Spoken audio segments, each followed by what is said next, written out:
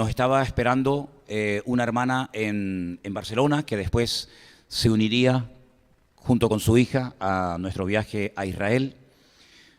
Permítame decirles que esa hermana ha entrado en contacto con nosotros porque otra hermana argentina que en su día había viajado con nosotros a Israel le había hablado de nosotros, de los cultos y de la iglesia, y entonces ella llevaba ya unos cuantos meses viendo los cultos. Ella es odontóloga, probablemente, no sé si me está escuchando ahora mismo, le mandamos un saludo a nuestra hermana Miguelina y a su hija Chantal. Ella vive en Gerona, ella es odontóloga, tiene su propia clínica y esa noche dormimos en Barcelona, aunque previamente fuimos a comer a la casa de unos hermanos que nos trataron de maravilla, unos hermanos que se llama Víctor y no recuerdo ahora mismo el nombre de su esposa, y allí estuvimos con ellos, hicimos noche en Barcelona, bueno, hacer noche por decir algo, porque prácticamente dormimos muy poquito porque al día siguiente teníamos que salir muy temprano para Israel. Y bueno, fuimos para Israel junto con esta hermana. Allí nos estaba esperando nuestro hermano Adolfo, junto con su esposa, unos hermanos que viven en Tel Aviv. Estuvimos con ellos, comimos y luego ya al día siguiente, o mejor dicho, ya en esa madrugada, ya comenzaba a venir el resto de los hermanos que iban a estar con nosotros. Puedo decir sinceramente que de todos los viajes que he hecho, que ya son unos cuantos, este grupo fue un grupo especial. Sinceramente, este grupo sobre todo de hermanos que vinieron de Bélgica, aunque tanto el pastor que vino junto con su esposa son peruanos y vino algún hermano también ecuatoriano, y dos chicos, dos jóvenes que venían desde Buenos Aires. Imagínense el viaje tan largo que tuvieron que hacer, pero se acoplaron al grupo. Fue un grupo realmente excelente. No hubo en ningún momento ninguna queja, mantuvieron el ritmo en todo tiempo, ya venían preparados, ya les venían diciendo hace tiempo que se entrenaran físicamente para aguantar el ritmo. Les habían hablado acerca de que esto iba a ser una especie de seminario, donde iban a estar estudiando la palabra por la mañana, por la tarde y por la noche, y aparte visitaríamos un montón de lugares. La verdad es que fue un tiempo extraordinario. Como era un grupo numeroso, un grupo grande, viajábamos en 2 furgonetas y en un pequeño coche que alquilamos, que tuvimos que alquilar. Y un día, cuando fuimos al Mar Muerto con el grupo, que por cierto lo pasaron de maravilla, ahí se revolcaron como cochinitos, vamos, lo pasaron de maravilla. Resulta que cuando nos íbamos, el coche, el pequeño coche que habíamos alquilado, no arrancaba. Entonces imagínense lo que es estar allí en el Mar Muerto. Yo no sabía cómo se decía los cables de las pinzas del coche, ni en inglés, ni en hebreo, ni en nada. Pero bueno, el Señor me puso en gracia, por allí me busqué la vida y pudimos, gracias al Señor, arrancar el coche. Llegamos a Jerusalén, pero al día siguiente salíamos muy temprano para Galilea y el coche tampoco arrancaba. Era Shabbat y yo nunca vi un día de reposo de tanto reposo como ese día. Yo ni pájaros había ese día. ¿Qué hacemos? Un día de reposo, ¿dónde consigo yo unas pinzas, unos cables para arrancar el dichoso coche? Ya habíamos quedado cerca de Galilea, en el Yardenit, porque a todo esto también tuvimos un culto de bautismo. Ahora les pondremos ahí también unas fotografías para que las vean. Habíamos quedado con Adolfo, que él subía de Tel Aviv y nos íbamos a encontrar allí.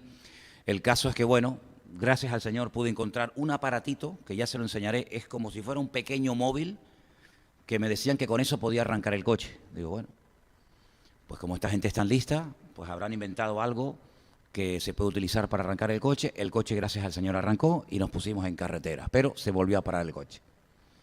Arrancó y se volvió a parar el coche. Y ya a la tercera vez, ya el coche no arrancaba. Entonces nos vimos ahí en un pequeño dilema. ¿Qué hacíamos? Entonces llamamos al servicio de emergencia de la Rentacar y nosotros con las 2 furgonetas decidimos salir, esperarles en el Yardenit, esperarles arriba en Galilea. Después ellos ya se unirían a nosotros y el caso es que, bueno, sí, se pudieron unir a nosotros, pero claro, esto ya crea un pequeño ahí, un desfase de horarios, de tiempo y tal, pero bueno, gracias al Señor fue un incidente que el Señor nos ayudó. Quiero decirles que en Shabbat, en Jerusalén, se para la ciudad y no hay nada, está todo parado, no hay transporte, no hay coches, no hay nada. Y el tener que buscarte la vida con un grupo, con la presión que llevas, con los horarios que tienes que cumplir, nos esperaban en el barco, nos esperaban en un sitio para comer, Bueno, gracias al Señor, Dios nos dio la gracia suficiente porque, en fin, no es fácil nada de esto, pero bueno, gracias al Señor llegamos, estuvimos ese día allí y resulta que esta hermana de la cual les estoy hablando, nuestra hermana Miguelina, junto con su hija, resulta que pidieron ser bautizadas.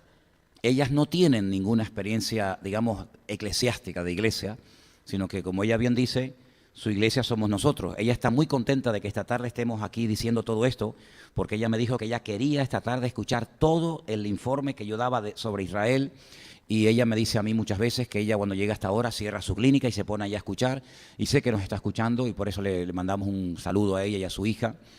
Y ellas pidieron ser bautizadas, para mí fue una sorpresa porque no les había yo hablado en absoluto, pero también aproveché la oportunidad para comentarle a nuestro hermano Adolfo, que vive en Tel Aviv, si una de sus hijas, que también se había convertido no hacía mucho tiempo, se quería bautizar.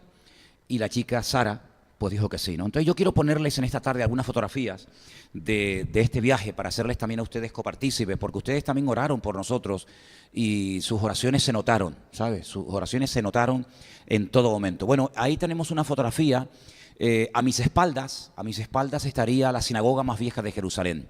Una sinagoga que visitamos en una ocasión. Ese día estaba cerrada, no pudimos entrar. Es una sinagoga de los caraítas, judíos caraítas.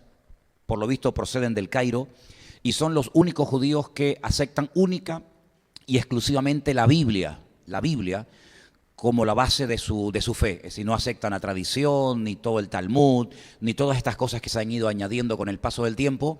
Y son gente de verdad muy especial, gente muy extraordinaria. Yo los quise llevar para que la vieran, pero estaba cerrada. Pero enfrente, eso que veis ahí, son las ruinas del palacio donde Herodes vivía en la ciudad de Jerusalén. Lógicamente están ruinas. Herodes tenía muchos palacios, muchos.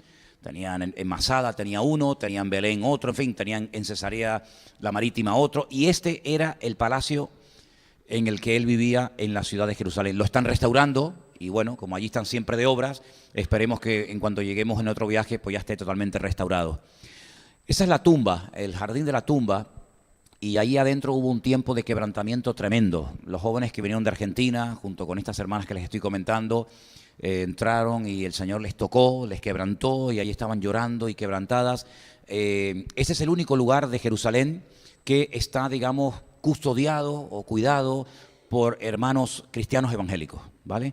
Entonces ahí trabaja un hermano que algunos de ustedes conocen, se llama César, muy agradable, un chico paraguayo, bajito, yo le digo un pequeño gran hombre, y allí pues siempre hay que ir, y allí además celebramos la Santa Cena, el pan y el vino, y es un lugar muy especial porque al lado está lo que sería el Monte de la Calavera, que cada vez se puede ver menos por el tema del tiempo, el deterioro, la erosión, pero bueno, esa es la puerta de acceso al sepulcro donde estuvo el Señor Jesucristo hace 2000 años.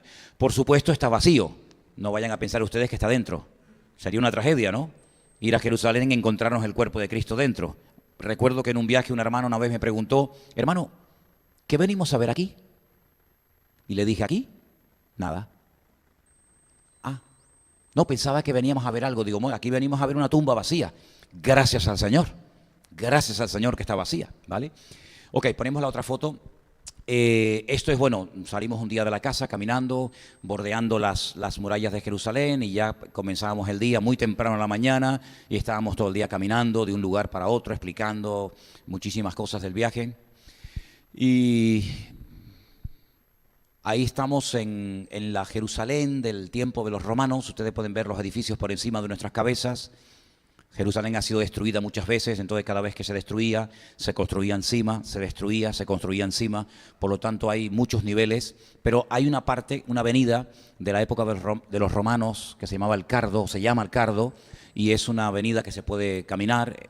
Entramos por aquel túnel que ustedes ven al fondo, y allí es el barrio judío, y esa era una mañana paseando con los hermanos. Nos cogió mucho calor, fue un tiempo de mucho calor, por eso voy a ir con mis sandalias y en otras ocasiones con un pantalón corto porque hacía mucho calor. Así que bueno, seguimos. Ahí estamos ya en pleno desierto de Judea. Ese es el grupo de los hermanos. Ya digo, había hermanos de Bélgica, aunque eran peruanos, alguno ecuatoriano.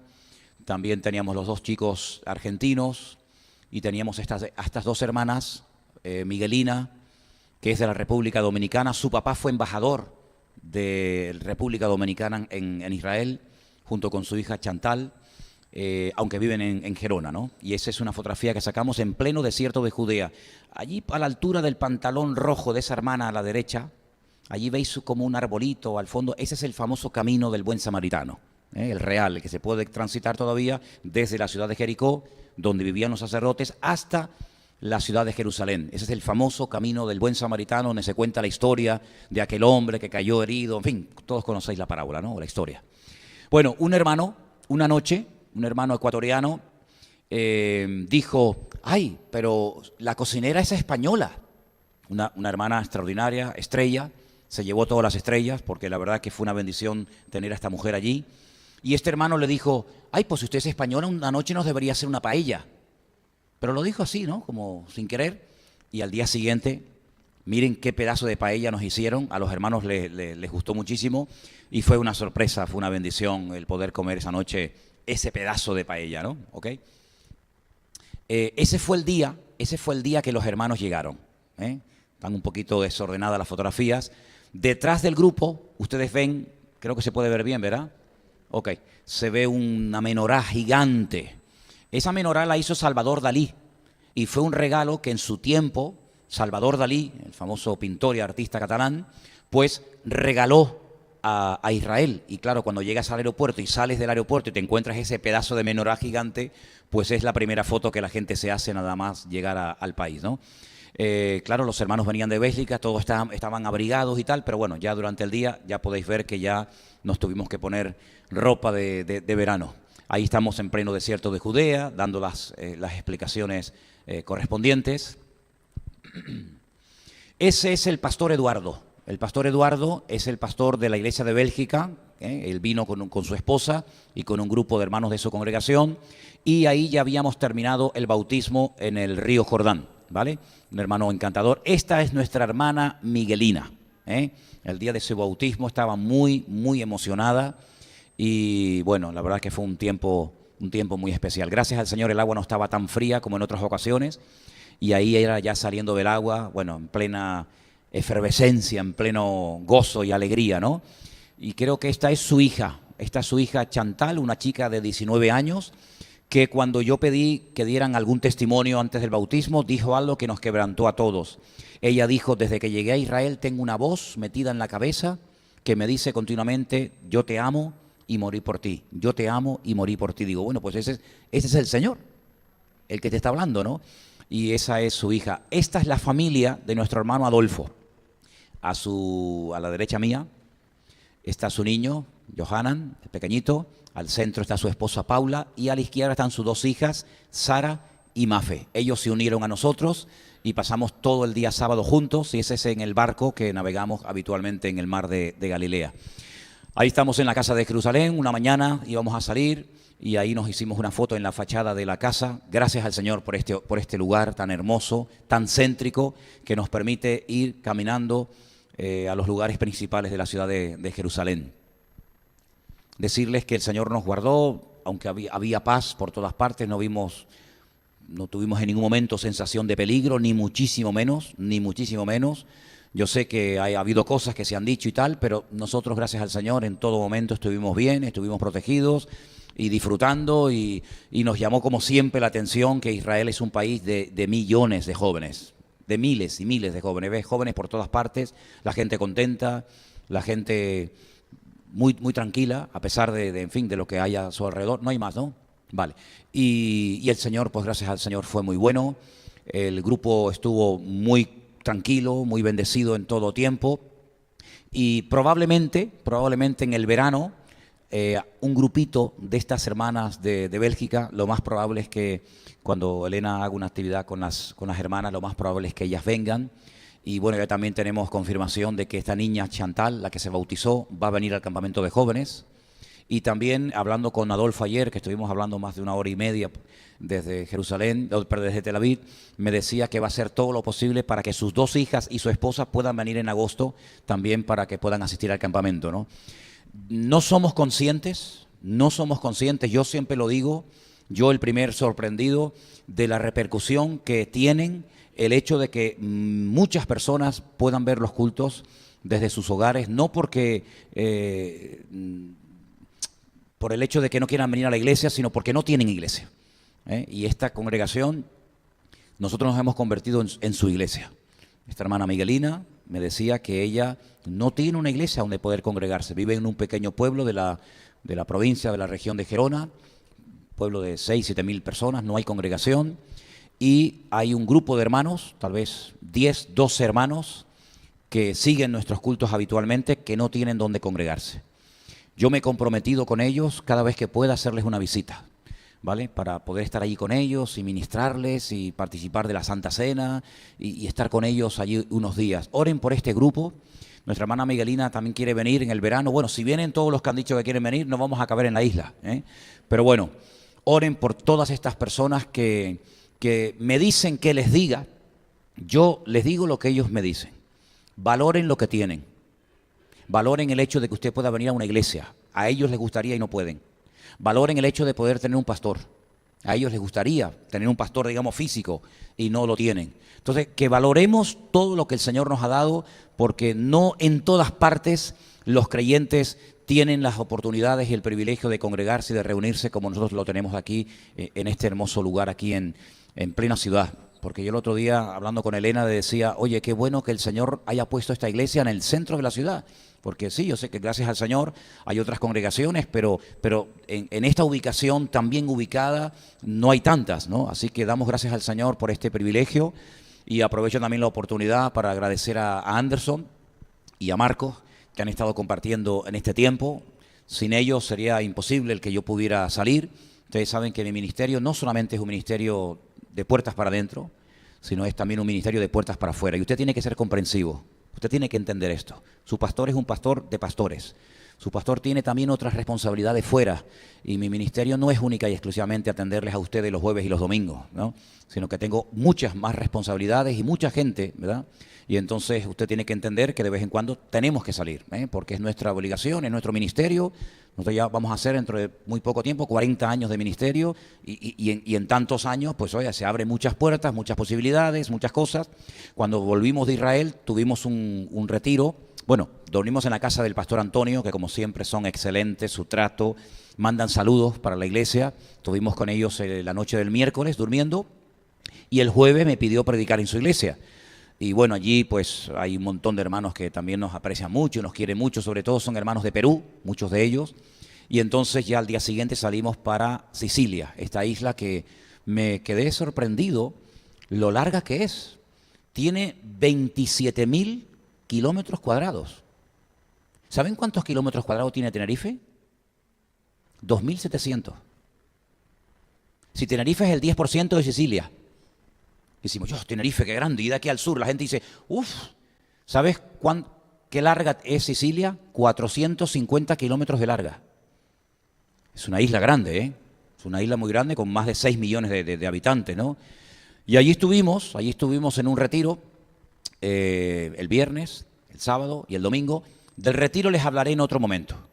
No voy a hablar hoy del retiro porque el día que les hable de este retiro, pues no quiero que salga nada al aire porque son otras cuestiones, pero allí estuvimos viernes, sábado y domingo, los hermanos nos trataron de maravilla, estuvimos con el hermano Daniel, me preguntaron por ti, por Conchi, Daniel, su esposa Flor, y vinieron hermanos también de Suiza y de otros lugares, y bueno, gracias al Señor allí estuvimos también muy bien, y el domingo terminó el retiro y tuvimos que volver otra vez a Milán, y entonces allí en el aeropuerto, pues claro, no era prácticamente factible el ir a la casa de Antonio, dormir para volver a levantarnos, y entonces nos quedamos allí en el aeropuerto y nos hicimos una chabola allí con las maletas, nos rodeamos allí con las maletas, nos hicimos una chabolita y allí pasamos la noche y al día siguiente venimos para acá y estamos muy agradecidos por este tiempo en el que el Señor nos ha permitido llevar almas nuevas a sus pies. Eso para mí es lo más bonito de todo, ¿sabes? Para mí lo más bonito es que cuando yo el viernes prediqué en ese retiro, hice un llamamiento y 4 personas pasaron adelante, personas nuevas. Uno de los pastores me dijo que 2 personas que habían pasado era un matrimonio que hacía muy poquito tiempo, 2 o 3 cultos habían ido a su iglesia, pero que aún no se habían convertido, aceptaron al Señor junto con otras 2 personas. Y para mí eso es la alegría y el gozo más grande, el poder llevar almas a los pies de Cristo. Aparte de poder, pues en fin, ayudar y bendecir a otras muchas personas, ¿vale? Entonces, este mes de mayo tenemos dos eventos importantes. Les explico. El día 30 de mayo es el Día de Canarias, es un día festivo, ¿vale? Creo que cae el miércoles, ¿sí? Entonces, hemos decidido pasar ese día todos juntos en el puerto de la Cruz. Los hermanos están preparando, con motivo del Día de Canarias, unos stands y comida y tal. Si alguien quiere sacar la ropa de mago o de canario del armario e ir con la ropa típica, estupendo, porque ese día pega bien, ¿vale? Ya otro día no. Pero si el día 30 quieren ir a pasar el día juntamente con nosotros allí, pues sería excelente, porque todo lo que se recaude, ¿vale? La comida que compremos allí, todo lo que se recaude se va a destinar para poder terminar ya las obras y la ampliación que se está haciendo en la piscina del Puerto de la Cruz, ¿de acuerdo? Entonces, animo a que todos vayan, es un día festivo, creo que nadie trabaja, no hay estudio, no hay escuela, por lo tanto suban el día 30. ¿Pues a qué hora? Pues no sé, esto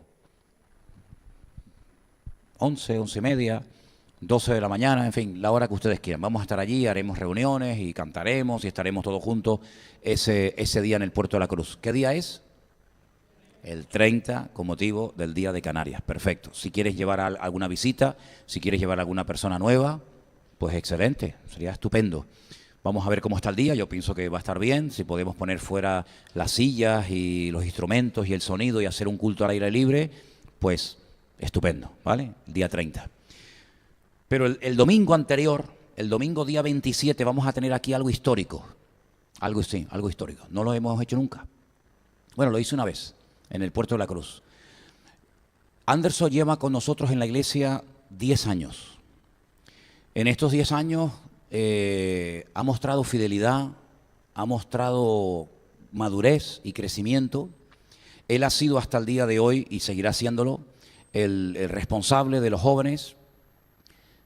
Para mí ha sido un alivio el tener a Anderson encargado de los jóvenes, porque yo no he tenido nunca que preocuparme por campamentos, por retiros, por cultos, por salidas, sino que él lo ha llevado estupendamente. Y yo creo y quiero, ya lo hemos hablado con Marcos y con otros hermanos de la congregación, el día 27, domingo por la tarde, yo quiero nombrar como copastor de esta iglesia a nuestro hermano Anderson, para que lo sepáis. Estaba por ahí, pero no lo veo. ¿Se fue? Ok. Él va a ser a partir del día 27 de mayo el copastor de esta iglesia, ¿vale? No, el chico que lleva a los jóvenes. No. Cuidado cómo hablas, ¿eh? Un respetito. Ninguno tenga en poco tu juventud. Yo le diré a él lo que tiene que hacer, pero a ustedes le digo respeto. Que yo fui pastor con 19 años, ¿vale? Y con 21 ya tenía mi primera iglesia. Entonces la edad, no mezclemos las cosas porque entonces no vamos a entender. Entonces el día 27 los hermanos del Puerto de la Cruz van a venir, ¿vale? Es un día histórico, un día bonito, sobre todo para él y para su familia, ¿no? Entonces vamos a orar, vamos a imponerle las manos, vamos a orar por ellos y vamos a tener un culto especial el día 27 de mayo. ¿De acuerdo, hermanos? Así que tenemos estos dos eventos. El día 27, el nombramiento de copastor de Anderson, y el día 30, el Día de Canarias, vamos a pasarlo juntos.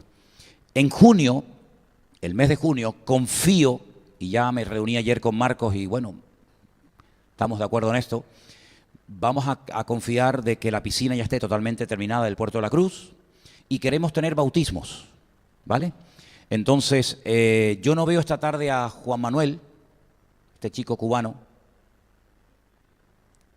no está, pero Manuel me había dicho que se quería bautizar. Bueno, si hay algún hermano más, alguna hermana, algún joven, alguien que quiere aprovechar para bautizarse en el mes de junio, háblate conmigo lo antes posible, ¿vale? Porque queremos en el mes de junio, antes de que ya comience el verano, tener un culto de bautismos y va a ser también un día muy bonito, ¿de acuerdo? Así que ténganlo presente. Y me gustaría que lo antes posible me pasarais las fechas del campamento de los jóvenes para ya publicarlas y para comenzar a orar. De hecho, ya le pido a la iglesia que por favor desde ya esté comenzando a orar por el campamento de jóvenes, porque queremos, como siempre, que el campamento sea un momento especial para todos los jóvenes que asistan, y estamos confiando de que este año tendremos, Dios mediante, si así el Señor lo permite, visitas, y quiero que tengamos un tiempo muy especial. Yo creo que generalmente suele ser la tercera semana de agosto, ¿sí? Elena, ¿me quieres decir algo? Bueno, pues lo damos después entonces. Entonces, oren por favor desde ya por el campamento de los jóvenes de este verano. Y queremos animar a todos los jóvenes a que por supuesto asistan. Si yo fuera joven yo asistiría, ¿vale? Entonces, ténganlo presente. Vamos a orar un momentito, para que esta palabrita que les quiero compartir en este momento sea de bendición y todos y cada uno de nosotros podamos ser bendecidos, ¿no?, a través de la palabra del Señor, y vamos a darle sobre todo gracias, ¿eh? Por favor, yo pido que en este momento cierres tus ojos, le des gracias al Señor por lo bueno que Él es con nosotros. Dios ha sido tremendamente bueno siempre con nosotros y lo va a seguir siendo, porque Él no cambia, Él es el mismo, ayer, hoy y por los siglos. Y por eso en esta tarde, Señor, queremos hacer esta oración de gratitud y reconocer públicamente y confesarte como ese Dios de amor, ese Dios de misericordia, ese Dios de bondad que siempre nos ha demostrado que está a nuestro lado. Señor, danos fuerzas para seguir en tus caminos, que nunca te abandonemos, sino que siempre te confesemos, no solamente con nuestras palabras, sino también con nuestra vida y nuestras acciones. Que nuestra vida sea un testimonio para muchas personas que aún no te conocen y aún no te han recibido.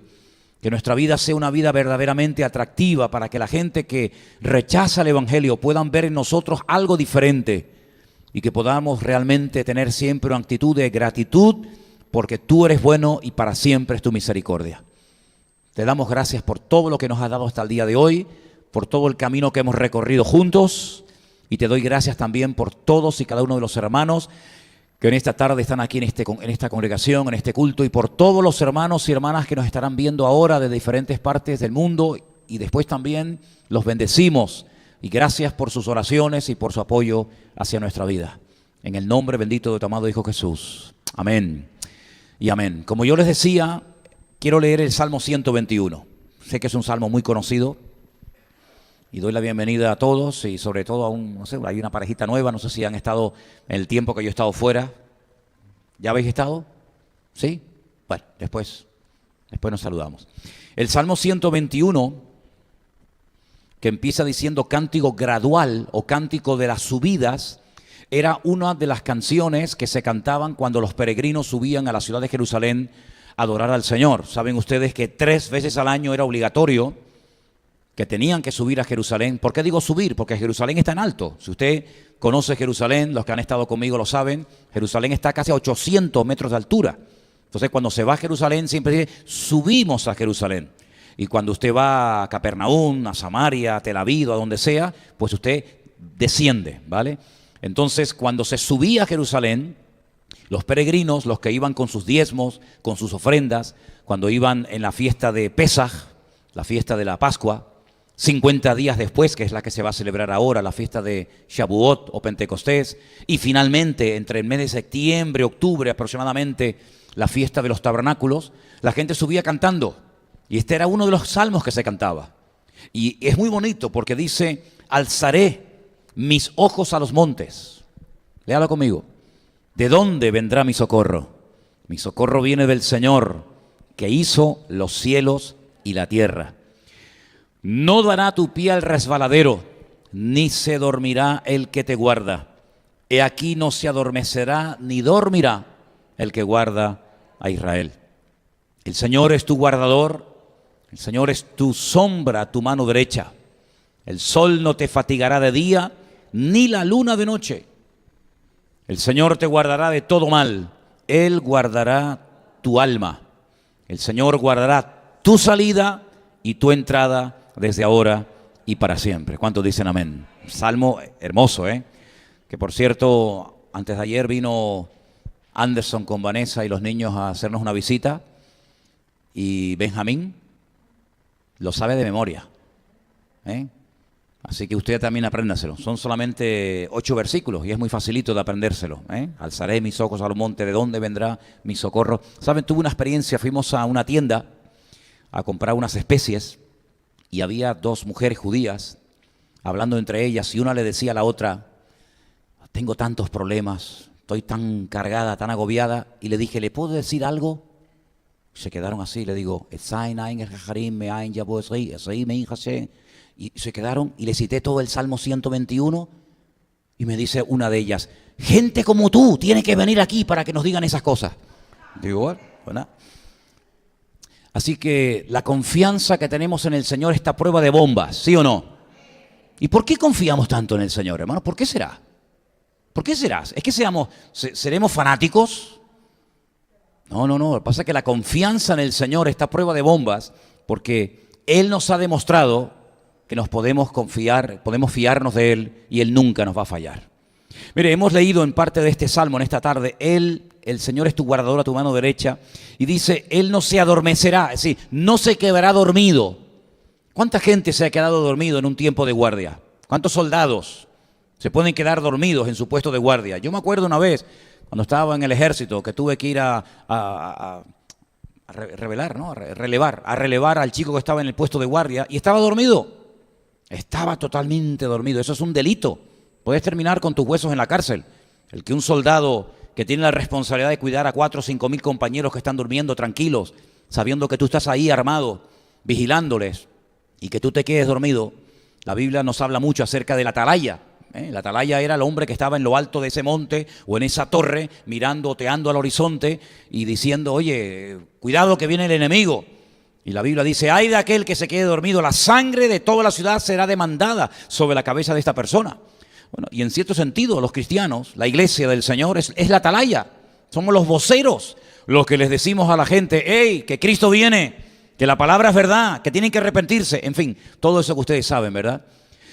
Y saben, una vez leímos hace poco aquí en este mismo púlpito que la guardia personal del rey Saúl se le quedó dormida.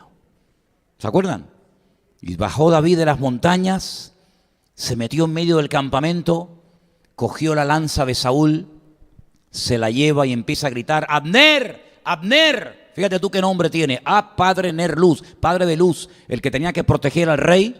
Le dice, ¿cómo es posible que te has quedado dormido? Imagínate tú, David podía haberlo matado. Pero eso nunca va a ocurrir con el Señor, porque el Señor no se cansa.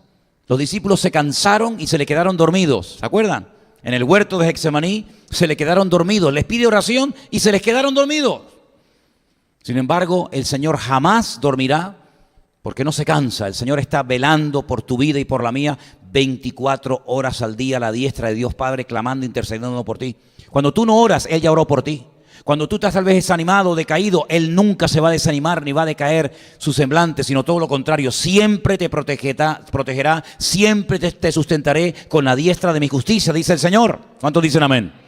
Y por eso, hermanos, tenemos la confianza de saber que tenemos un Dios que ha prometido, y lo que el Señor cumple, o lo que el Señor promete lo cumple, que va a cuidar de tu vida, tu parte física, tu parte psicológica, tu parte económica, tu parte familiar, etcétera. De todas y cada una de las áreas de tu vida el Señor va a cuidar. No tienes que tener ningún temor. El que tiene temor es porque no termina de fiarse de Dios. ¿Temor de qué? ¿De qué puedes tener miedo? De no tener trabajo, pero si el Señor es mi pastor, nada me faltará. De caer enfermo, pero si por sus llagas fuimos nosotros curados. De que se metan contra ti, pero aunque un ejército acampe contra ti, no temerá mi corazón. ¿De qué puedes tener temor? Cuando tú conoces al Señor de verdad y tienes una relación con Él, tú sabes perfectamente que el Señor cuida de tu vida, ¿sí o no? Íbamos Elena y yo caminando una tarde por Jerusalén y venía hacia nosotros una chica y al oírnos hablar español, como les gusta tanto el español a muchos allí, nos empezó allí medio 4 palabras en español, un poquito en inglés, un poco en hebreo y tal. Y hay un momento en el que la chica me pregunta, ¿qué religión tienes? Y yo le dije, ¿yo? Ninguna. ¿No? Claro, como allí todo el mundo tiene una religión. Digo, yo tengo una relación con Dios que es diferente. Y dice, eso es lo que yo quiero tener. Eso es lo que yo quiero tener, una relación con Dios. Allí estuvimos un poquito hablando y le dimos la página web de la iglesia y no sé si algún día nos verá o no, ¿no? Lo que está bien claro es que nosotros, hermanos, la relación que tenemos con el Señor es una relación de amor, es una relación abierta, es una relación transparente, cercana, ¿verdad? Sabemos que el Señor nos cuida, que nos protege, que Él tiene todo absolutamente bajo su control. No hay nada, ni un solo detalle que se escape de su control. Cuando les conté el detalle de que se nos rompió el coche, no arrancaba por la carretera, claro, uno dice, Dios mío, ¿qué hago yo aquí ahora? Ahí tirados en la carretera, pero el Señor siempre, siempre de alguna manera nos sorprende, ¿verdad? Y lo que parece aparentemente negativo, dice que Él siempre lo cambia en cosas buenas para su gloria y para su honra. Pablo decía, el apóstol Pablo, en una de sus cartas, todas las cosas que me han sucedido, tremendas persecuciones, incomprendido, abandonado, dice todo, absolutamente todo ha redundado para el progreso del Evangelio. Y hace tiempo estudié y averigüé qué es eso de progresar, y es un término militar romano. Era cuando los soldados cogían un machete y se abrían camino donde no había. Cuando vas por una selva y no hay camino, y dices, ¿por dónde vamos?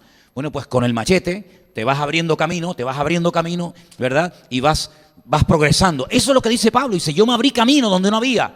No hay obstáculo que pueda frenar a un hijo de Dios. ¿Por qué? Porque vamos progresando, vamos avanzando, no en nuestro nombre, sino en el nombre, sobre todo nombre del Señor Jesús. Un Dios poderoso, un Dios que nos cuida de noche y de día. Por eso los peregrinos podían subir a Jerusalén tranquilos, porque claro, veían, los que han estado conmigo, por ejemplo, en Galilea, en el monte Arbel, cuando ves esas murallas, esas montañas gigantescas, toda llena de cientos de cuevas a tu izquierda y a tu derecha, y tú tienes que meterte por ese desfiladero y miras hacia arriba, y arriba se ponían los ladrones, los que observaban a los peregrinos que iban con sus diezmos y con sus ofrendas viajando días y días para ir a Jerusalén a adorar al Señor. Pues, oye, había ese temor, vamos con niños, vamos con las mujeres, y es un peligro. Y ahí se inspiraba el salmista para decir, ¿de dónde vendrá mi socorro? Y mi socorro siempre va a venir del mismo lado, del que hizo los cielos y la tierra. Amén, hermanos, de nuestro Dios. Los cielos y la tierra no se hicieron solos. Eso es lo que el hombre dice, que todo fue así, ¡pum!, producto de la casualidad. Pero eso no es verdad. La Biblia dice que detrás de los cielos, detrás de la tierra, detrás del sol, detrás de una planta, detrás de una hormiga, detrás de cualquier cosa, está la mano todopoderosa de nuestro Dios. Y esa mano está sobre nuestra vida permanentemente, de noche y de día. Por eso no tenemos que tener ningún temor. Bueno, pero es que los años pasan. Sí, los años pasan, pero Dios no pasa. Dios sigue siendo exactamente el mismo. Incluso a los que se sienten débiles, les dice, dígalo. Diga el débil, fuerte soy. ¿Y por qué dice diga? Porque hay algo que la Biblia nos enseña, y todos ya lo sabemos, creo que a estas alturas, y es que a la hora de hablar, a la hora de confesar, a la hora de sacar nuestra fe a través de nuestras voces, algo cambia. Por eso dice que hay mucha gente que están enfermas porque con la mente piensan una cosa, pero con la boca hablan otra, y se produce como una especie de cortocircuito, ¿verdad? Y por eso hay mucha gente que se enferma y dice, no, yo creo en Dios, yo creo en Dios, creo en su palabra, pero después se quejan, se lamentan, y el cuerpo como que no termina de asimilar esa disociación, ese divorcio que se produce entre lo que crees y lo que hablas. Si crees, ¿por qué hablas así? Si crees en un Dios poderoso, ¿por qué te lamentas? ¿Por qué te quejas, no? Entonces la Biblia habla mucho acerca de hablar, de confesar. De hecho, en Romanos 10 hay un pasaje muy conocido, que ustedes conocen perfectamente, que dice que con el corazón se cree para justicia, pero con la boca se confiesa para salvación. Por eso cuando alguien dice, no, yo creo en el Señor, yo quiero seguirle, ok, venga y dígalo en alta voz, confiéselo, dígalo. Así como dijo en un momento puntual de su vida burradas, o así como en un momento puntual de su vida dijo cualquier tontería, ahora diga verdades.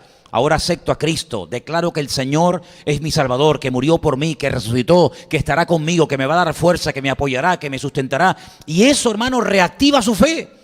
No es algo mágico, es algo bíblico, que es muy diferente. Cuando usted confiesa con su boca, no su estado de ánimo, porque nuestro estado de ánimo es cambiante.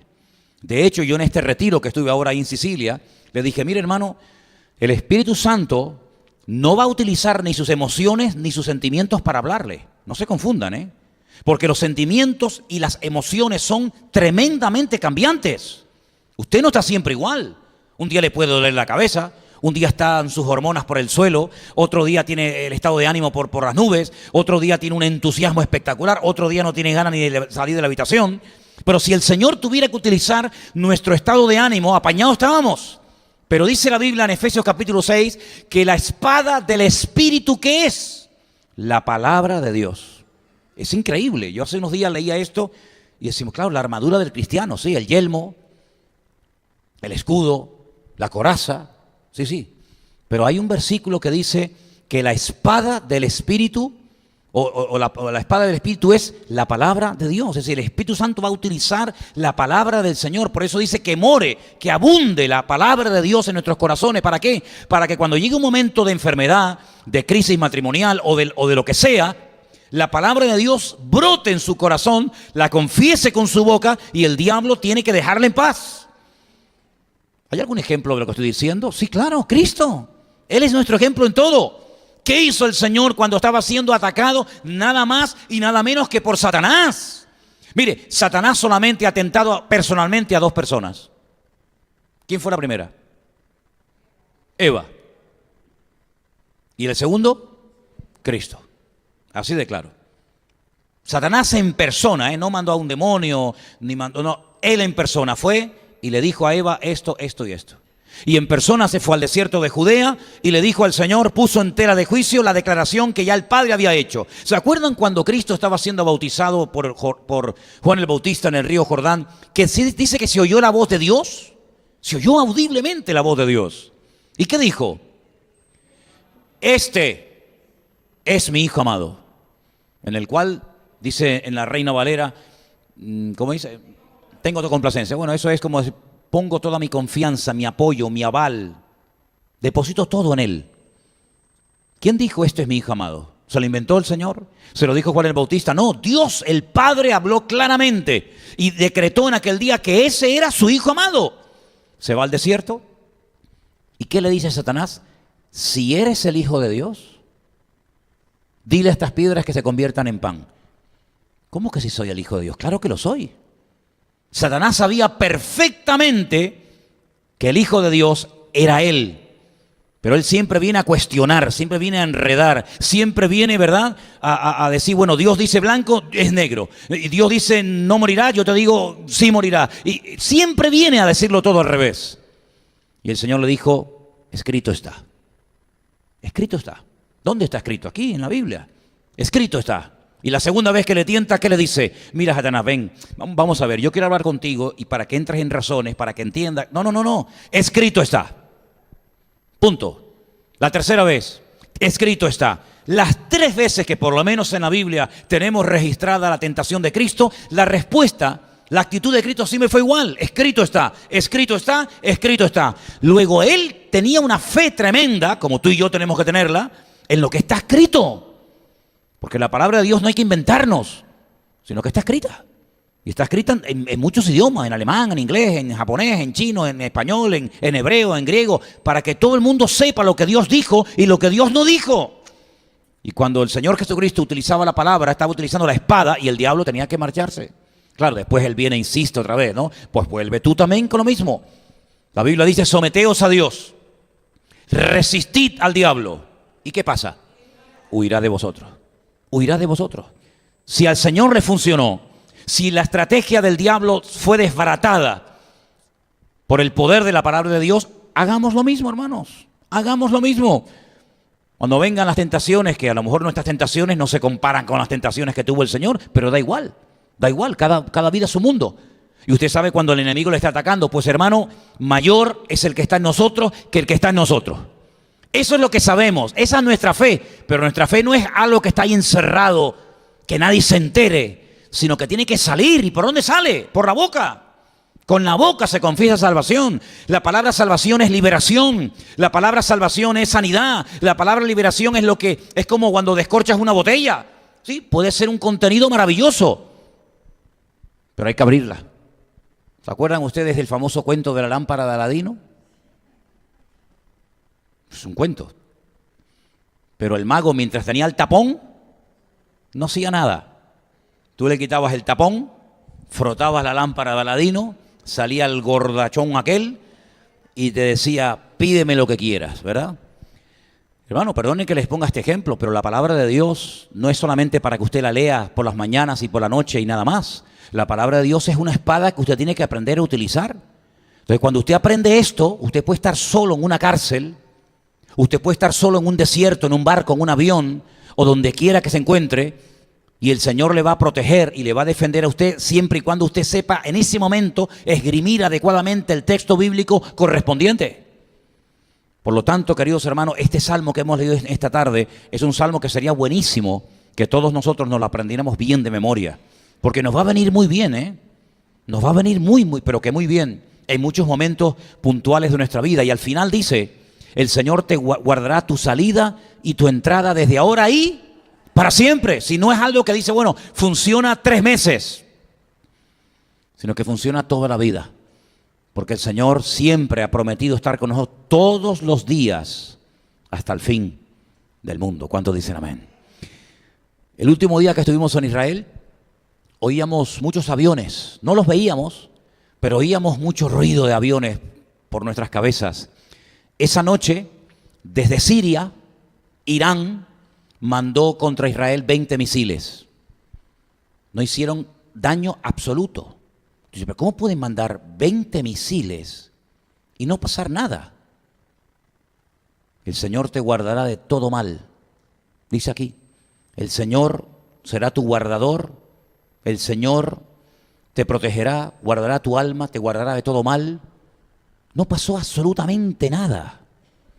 Esa noche, Israel atacó las 50 bases militares que los iraníes tenían ya montadas desde hace mucho tiempo en territorio sirio. En todas las escuelas militares del mundo se estudian las batallas, cómo le ganó Napoleón a fulano, cómo le ganó fulanito a este ejército. Y una de las batallas que dejó con la boca abierta a todos los militares y se estudia es la famosa Guerra de los 6 días. Esa guerra tan cortita que en 6 días un país se enfrentó contra 8, un país chiquitito contra 8 y los reventó totalmente, artillería, aviación, etcétera, y hasta el día de hoy se están recuperando. Estamos hablando del 1967. La mayoría de ustedes no habían nacido.